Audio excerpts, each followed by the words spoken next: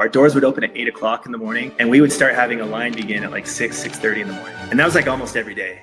Taylor Byington owns 12 Crumbls, the cookie franchise that started in 2017 with one shop in Utah and now has over 1,000 locations across America. But their rapid rise and recent struggles have led to many calling for the brand's downfall.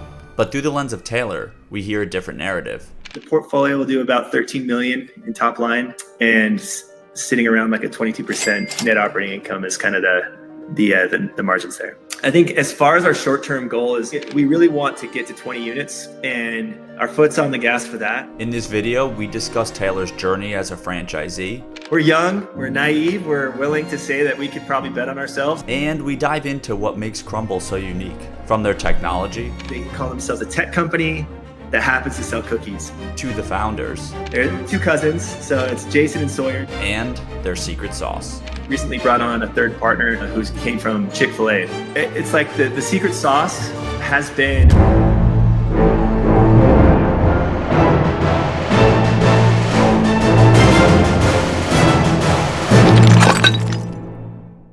Taylor lives outside of Salt Lake City, Utah, where he met his business partner, Scheidler. The journey begins when Taylor was in college and discovered a different cookie franchise. I always share, so when I was in college, I was living in a house with probably 6 other buddies, and I had one of my buddies, he would always, probably like once a week, he would order chip. And so they would show up to the door, and it would be a salesman with a carton of milk and a single cookie.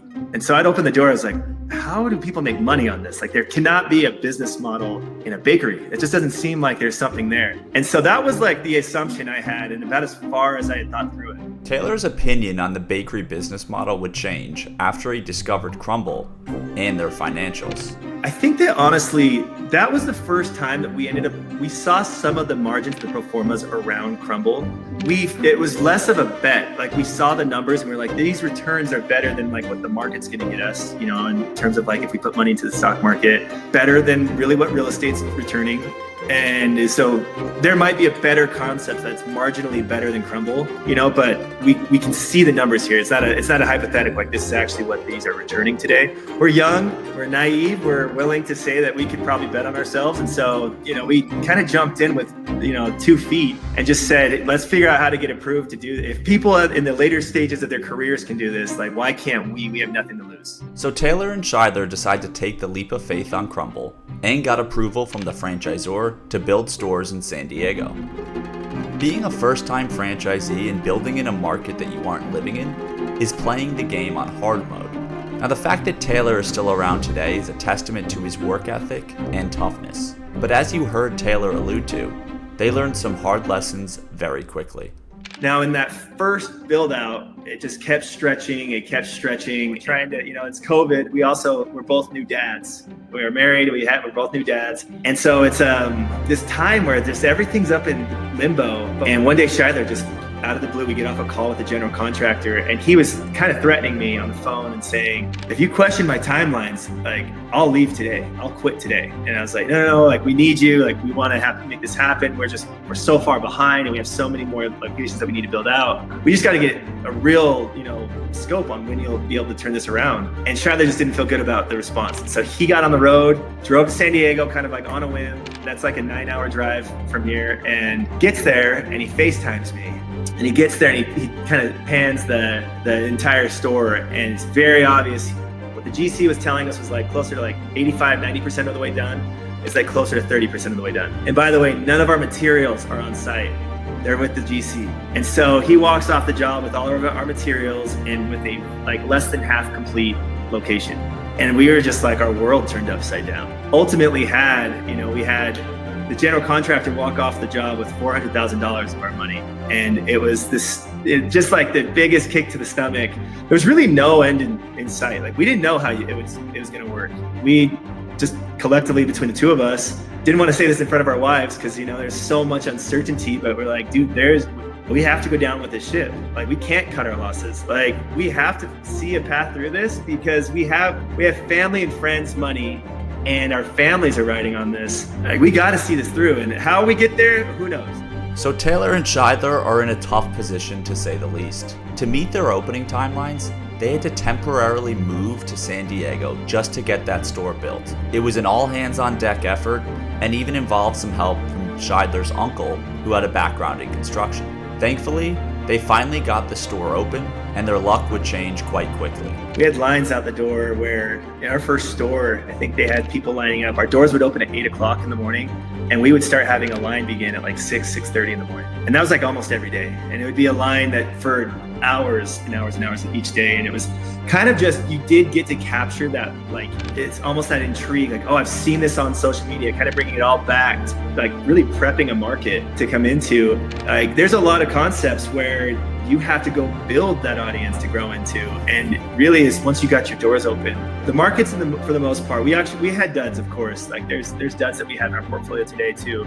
But for the most part, our first few openings, it was some of that, good luck that I was talking about earlier, that was like, we need this win because we need to make some of this money back, and so, yeah. And honestly, that's another big thing I would say that really kind of helped us, not even cut our losses, but turn a really bad situation into a better situation, is there was enough that we could, enough margin that we could bankroll into closing out the next build out and then the next build out. And kind of backing out of that, we opened 7 stores in 12 months across 3 states that year. So Taylor and Scheidler put their early struggles behind them and would open 7 stores across 12 months. Thanks in large part to how popular Crumbl was as a brand. It's not common for people to line up outside of restaurants at 6:30 a.m. Never mind at 6:30 a.m. for a cookie concept. Now, that doesn't just happen. So what is it about Crumbl that resulted in this happening in stores all across the country? How did the brand get this viral demand? Like any successful company, it starts with the founders. Two cousins, so it's Jason and Sawyer. Jason was like the ops and SaaS or tech component, and then Sawyer is really the brand and the vision and like the the aesthetic. And you don't really see concepts with those two worlds colliding in a franchise. And they've done such a good job like sprinting as the growth has really happened. But what I would say the takeaway has been for me personally, and where I've been bullish, is they really do run it as like they call themselves a tech company that happens to sell cookies. And a lot of how they approach, a rotating menu and A/B testing flavors, new bakery baked goods, it's a true SaaS or tech approach of A/B testing, trial and error, and there's continual iterations to the menu as opposed to having like a static, we've always been winning with these 6, kind of core flavors, and we're just going to ride this into the sunset. I decided to dive deeper with Taylor on how exactly Crumbl operates the franchise like a tech company. His answer revealed a massive advantage that he and all the franchisees have over their competitors. Let's listen. I explained Crumbl as being like the true business in a box. I mean, they really have their own native point of sale solution that then connects with our in-house point of sale and also the iPads, our mobile apps, and the internal, the internal tooling that they've given franchisees. It has an operating handbook. It's got, the ability to track trends and track, a lot of the data that you still need to just operate a business, whether it's a franchise or a local mom and pop. You need to know what your top line sales are relative to your labor costs and your inventory. Otherwise, it gets so far away from you that if it's not kind of at a glance and simple one click, I can pull it up without logging into 4 different tools, you can't really also operate a business and stay on top of that effectively. And so they've really kind of given that backdrop. So, okay, Taylor, now your job is just to dial in labor and dial in your inventory and stay on top of the culture and making sure that you have the right team in place. So you do what you're good at, and Corp's going to do what they're good at. Armed with a custom operating system built by Jason and his team at the franchisor, franchisees like Taylor can focus on the key metrics and staying on top of their teams. This operating system is a big reason why Crumbl has been able to scale so fast. Rather than use third-party software by companies like Toast, Clover, or Square, Crumbl built their own. So whether you order cookies on their app or in store on their iPads, the data is funneled in real time into Crumbl's own franchise operating system, which is key because Taylor gets all his data in one place, and the franchisor can track his progress as well to ensure that franchisees are performing well. Most franchises and small businesses have key data living in different systems, between the point of sale, QuickBooks, payroll, and possibly more. But Crumbl has all of it being updated in real time in one software suite. And the cherry on top is that Crumbl franchisees also have their marketing on autopilot. Listen to Taylor explain Crumbl's viral loops. They have these growth hacks or like these viral loops where, they rotate every Sunday. You get to see the new lineup for the coming week. And so people have this natural viral interest of, oh, what's being released this coming week? Oh, I love this lineup. Or maybe I hate this lineup. I'm gonna wait for the next week. But you have this audience and this reason for somebody to come back every week. And to me, that's what's really impressive is they nailed the online component to building a brand, which is really, really hard. It's really hard to have a brand page drive millions and millions of followers, and they've done that from like a marketing component, and then they happen to be able to scale at the same time the product that you actually need to go to execute on that. So Crumbl's playbook is a combination of digital marketing to drive awareness to a menu that has built-in scarcity, and then franchisees who have the tools to fulfill this demand across the country. Thanks to that flywheel, Taylor and Scheidler have grown to 12 stores today, but scaling locations has brought on new challenges for them. And they've helped solve that by tapping into the playbook of a franchise group that is worth over $1 billion. Taylor shares more on who that is and how they got to 12 stores right here. Yeah, so today we own stores. So number of units, we have 12. We've got 5 in California. We have 1 in Flagstaff, Arizona. We have 3 in Nashville, Tennessee, and then 2 in Detroit, Michigan. The portfolio will do about 13 million in top line, and sitting around like a 22% net operating income is kind of the margins there. So early days, opening, it was 7 stores across 3 markets in 12 months. We were on the road for most of that year. It was most of that year sometimes we were traveling together, other times, we'd have to divide and conquer. I would say something that we had to kind of develop internally on our own was a project management ability. Like we had to be able to manage multiple build outs at this, all at once, especially after this first, huge flop in our first location in San Diego. And with that, you have to have the right people in place. And I would say even candidly, we weren't the best leaders either. Our operators, we had, like I mentioned earlier, today we have 1 operator that runs, the 12 locations, but really we had 3 and 2 of them didn't work out. And that hurt as as their leader, right? They're a business partner, but we felt like we kind of failed them too. And that sucked. That hurt. And so today where we're at is we have, our org, if you will, we have Scheidler and myself, then we have Rachel, who is our operator that runs the stores across the 12 units. And then we recently brought on a consultant. Actually, he's an executive over at Sizzling Platter, and he is a consultant for us, and he really helps us run it like a well-oiled machine, like what he would want to see in his own portfolio at Sizzling Platter. He kind of strips back our numbers to make sure that we're, number one, growing and underwriting. It's not like us just shooting from the hip. We're kind of following a framework that, is from a much more at scale portfolio. Sizzling Platter is a massive franchisee that was recently acquired by Bain Capital for over $1 billion. The company owns over 450 Little Caesars, 140 Wingstops, 90 Jamba Juices, and more. Tapping into this company is a huge win for Taylor and Scheidler because Sizzling Platter knows the playbook to scale locations. What I've learned about business is that you worry about different problems at different scales, right? And so a lot of the feedback that we get from the consulting side of that is, really Scheidler and I looking at growth and saying, how would you analyze whether or not is it time to grow? Would you want to expand into a new concept? And they look at it from a spreadsheet perspective. There's the checks and balances. It's very less emotional of what do you think? Obviously they are underwriting. If obviously Sizzling Platter isn't buying into Crumbl, there's no appetite there for the brand. But the way he looks at it is saying is like, there's not returns like this in most franchise concepts that we see. If you guys are teed up to be in a spot where you guys can continue to grow the brand, take care of that relationship and kind of keep your foot on the gas. So Taylor and Scheidler are on the hunt to grow to 20 Crumbls. But recently, particularly in 2023, the brand as a whole had a major drop in their average revenue and profit, before recovering to some degree in 2024. Not only that, the franchisor just received an investment from TPG Partners,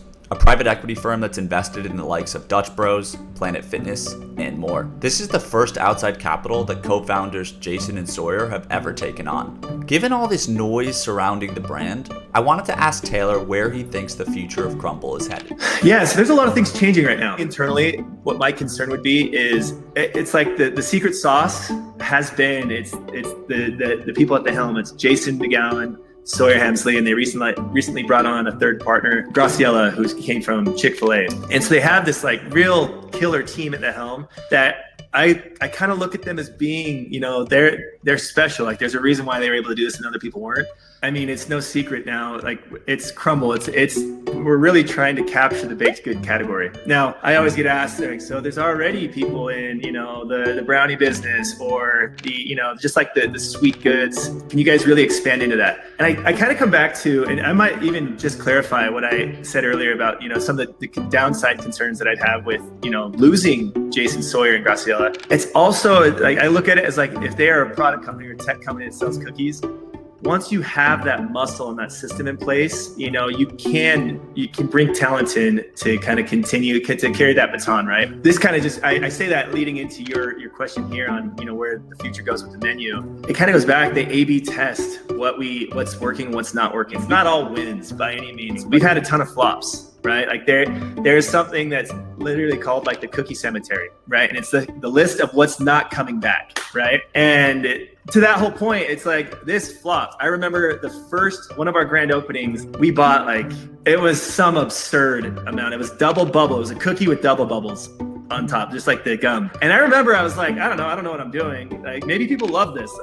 You want to eat the cookie, but you want to chew on the gum. Like I don't get that. So quickly that became a concept that was sent to the cemetery, and we had double bubble on our you know, back of house shelves for like a year before we were finally like, all right, get rid of this. Like we gotta clean it out. And so there's still a lot of those stories that are happening. It's piloting new concepts regularly to see what the market responds to, what hits and what doesn't hit. And I think that's kind of the next, I don't think it's any secret that we're trying to make our brand known to be more holistic baked goods and less cookie specific. When you look at the cookie space, Crumbl is clearly the top of the pack. And legacy competitors who they've blown by, like Great American Cookies and Mrs. Fields, have largely plateaued or been losing locations on an annual basis. With Crumbl's 1,000 plus store footprint, maintaining healthy profitability across the system with just cookies has already proven to be challenging. Yes, 2024 was indeed a bounce back year from 2023, but while the average net profit increased to $251K, and over 45% of franchise owners did surpass that number, the median net profit still dropped from 2023 down to $77K. That means that half of the franchisees are doing well below that $251K average. So even though Taylor and Scheidler have clearly found a system that works with their 22% operating margin, for the franchise system as a whole, it's a necessary move to expand from just cookies to baked goods in general and hopefully raise the floor of operating metrics across the board. And the leader in the baked goods space is undoubtedly Nothing Bundt Cakes. The bakery brand recently opened their 700th bakery, and in 2024, they reported best-in-class median revenue and profit metrics for the dessert category. Founded in 1997, Nothing Bundt Cakes has been operating for multiple decades and proves that there is a sustainable model to be had in this dessert category. They've continued to grow, while dessert fads like frozen yogurt or cupcakes have come and gone. And as far as Taylor is concerned, he believes the space is plenty big enough for Crumbl, Nothing Bundt Cakes, and possibly even more. Nothing Bundt Cakes is always the concept I'll get asked about, and I like Nothing Bundt Cakes. I think it's such a big category that it's not like there's going to be one winner. You know, it's not winner takes all. Maybe there is to some degree if you stayed siloed to just cookies, right? And now you're kind of like a Mrs. Fields in a way. There's enough blue ocean there that it's not like it doesn't need to be winner takes all. I mean, honestly, there's Crumbls that are next door to a Nothing Bundt Cake. I think there's a world where, you know, there's probably a third concept that I'm leaving off this list that is probably in the same strip mall, right? And they seem to all three kind of be working at this point. If you enjoyed this video, you might enjoy my other video with a 24 location franchise owner, James Temple. If you're interested in franchise ownership yourself, get in touch with us via our website.